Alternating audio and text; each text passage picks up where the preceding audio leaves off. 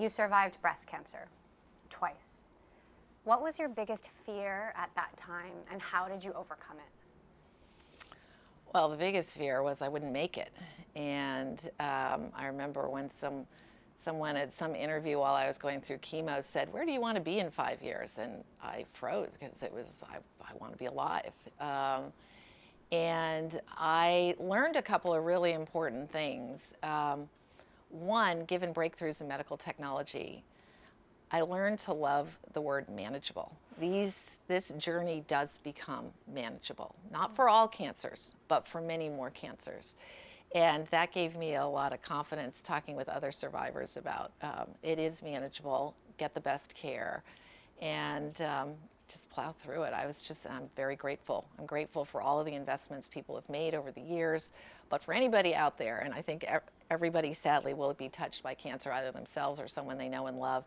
Many of these cancers are manageable, and just go at it with gusto. So that's what I did. You're a mom of 3 sons, and I find that especially remarkable because I also have 3 sons. How have you managed that over the course of this, incredible career? How do you find that right mix of focus and free time to spend time with your family and doing the things that you love? So my kids give me energy. They're remarkable. And I think one of the important things for me is this notion that you do have to have a mix. It's not about trying to find balance, the physics of which is really challenging. I think when people try for balance, they always feel they're failing on something because something's out of whack.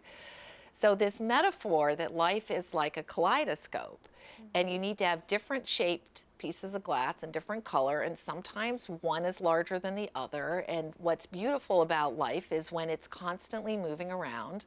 And so to me, that metaphor has actually been sort of an anchoring principle.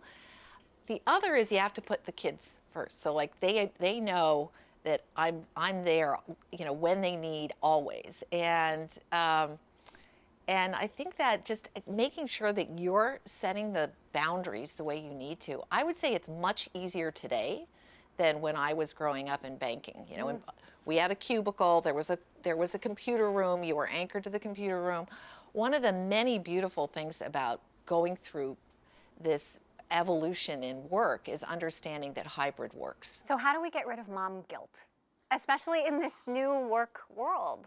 I want to shake my mom guilt. How do I do that? Okay, so even when you feel it, just say, you know what, it's an investment in my career because I can stay in this longer and be operating at a higher level if I'm really getting the stimulus from all parts of my life.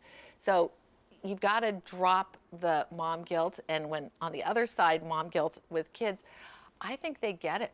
I think they understand what we're doing. And I'll never forget during the financial crisis, at one point I was working on AIG. We went around the clock. I came home to shower that one, like right as we were landing AIG, and my 3 kids had each written me a yellow sticky note with a message on it.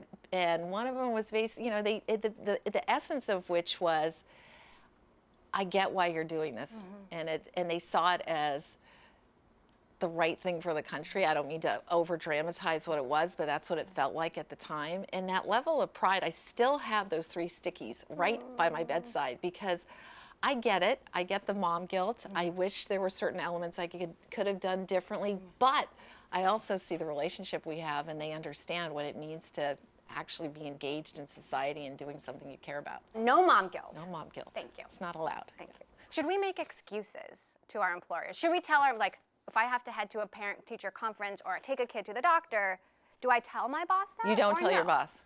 You don't tell your boss. Guys don't tell their boss. So what do we say? I don't think you say anything. I actually made this point at an event at Morgan Stanley. I'm like, do not tell your boss. You've got to get over the guilt. The only way to move on from it is realize I'm a professional. I do things when I can, and it makes sense, and I get it all done. I just do it on my own timeline.